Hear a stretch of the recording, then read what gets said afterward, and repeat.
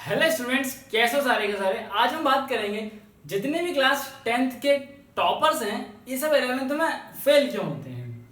अब अभी तक इस चैनल में आपको वीडियोस नहीं आ रही थी, थोड़ा सा मेरा एग्जाम चल रहा था, बट इस चैनल पर आपको ऐसे जो भी 11th क्लास के बच्चे हैं उनको कंप्यूटर साइंस से रिलेटेड वीडियोस मिलते रहेंगे और साथ में ऐसे वीडियोस मिलेंगे जो आपके हेल्प कर रहे होंगे।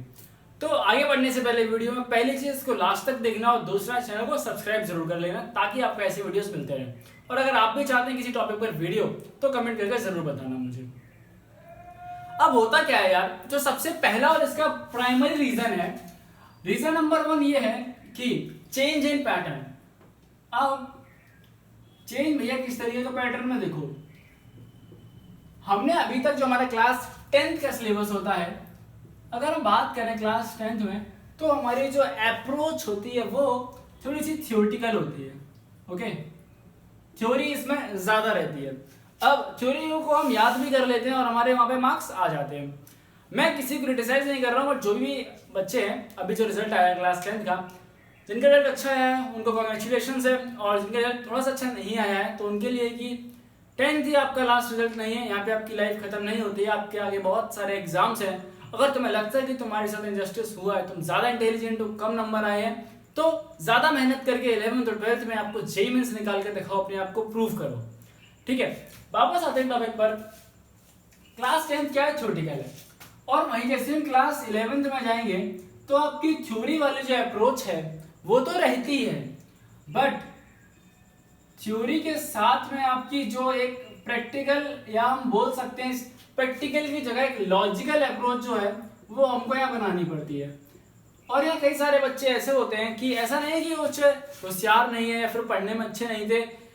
पढ़ने में अच्छे नहीं थे इस वजह से उनके मार्क्स ऐसे उन्होंने पा लिए तो कब आके, नो डाउट कि वो अच्छे थे इसलिए उनको नंबर मिला है। तो भैया आप ये वीडियो क्यों बना रहे हो, आप हमको डिमोटिवेट कर रहे हो? नहीं, मैं चाहता हूं कि आप लोग ऐसी गलती ना करें जिससे कि आपका 11th का रिजल्ट बेकार हो और आगे चल के आप जब जेईई मेंस का एग्जाम दें, प्रिपरेशन करें मेंस की या फिर नीट की, तो आपका जो बेस है वो कमजोर हो जाए। ठीक है, सिंपली होता क्या है कि हम कई बच्चे ऐसे होते हैं जिनके अंदर एक लॉजिकल अप्रोच जो है ना वो डेवलप नहीं कर पाते हैं। क्योंकि थ्योरी में क्या होता है, हम थ्योरी में रटने में बहुत ज्यादा अच्छे होते हैं, वहीं पर जो भी हमारी लॉजिकल अप्रोच है, ये जो आपको थ्योरी समझ में आएगी, ठीक है, पहला स्टेप है थ्योरी को समझना। अब इस स्टेप बन के बाद हमें एक लॉजिकल अप्रोच क्रिएट करनी पड़ती है, जिसको बोलेंगे स्टेप नंबर 2, और फिर हम हमारे से प्रॉब्लम्स हम सॉल्व कर रहे होंगे। ठीक है, अब दूसरी चीज अगर हम बात करें,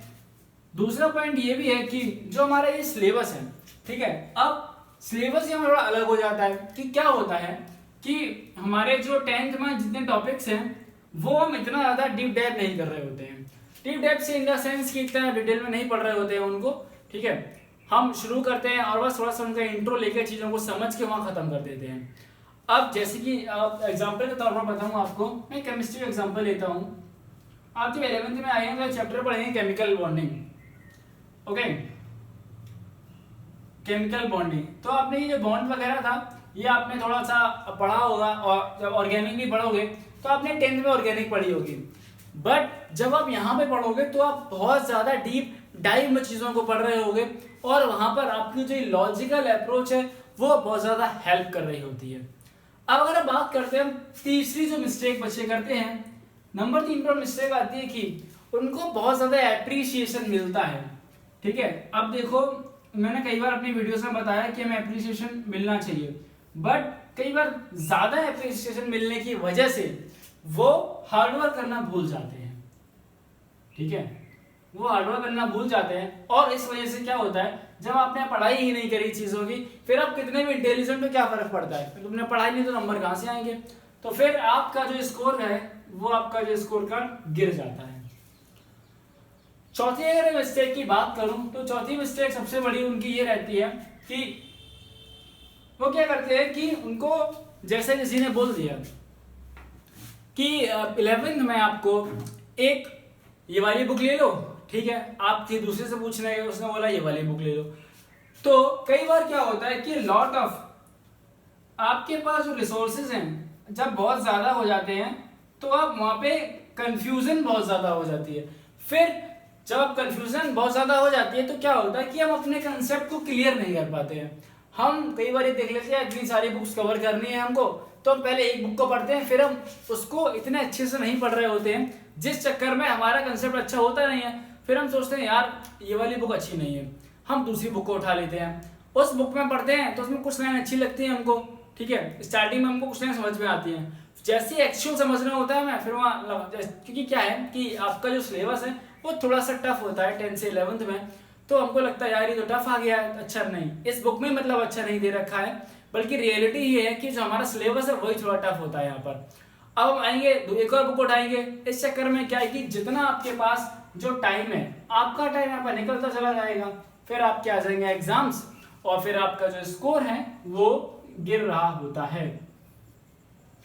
और इस वीडियो में एक चीज और बोलना चाहूंगा कि अगर आपको लगता है कि आपके जो 10th के नंबर है कम है, तो एक ही आपके पास ऑप्शन है, आप 11th में आपके पास अगर मैथमेटिक्स या फिर बायो है, तो जो क्लास 11th है अब यहाँ से ये मैटर नहीं करेगा कि आप 10th के टॉपर हैं तो वो आपके लिए प्लस पॉइंट है, अगर आपके कम मार्क्स हैं तो आपकी अब जर्नी जो है वो बिल्कुल ही यहाँ से 0 से शुरू हो रही है,